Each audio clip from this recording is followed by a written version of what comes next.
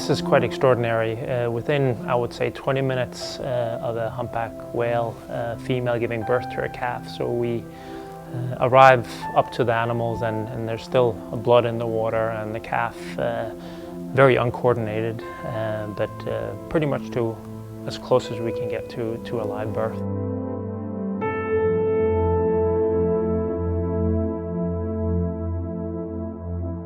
I think everybody can appreciate these kinds of footages, and it brings us closer to these animals and gives us a really majestic view of these creatures, and yeah, I think it's pretty spectacular.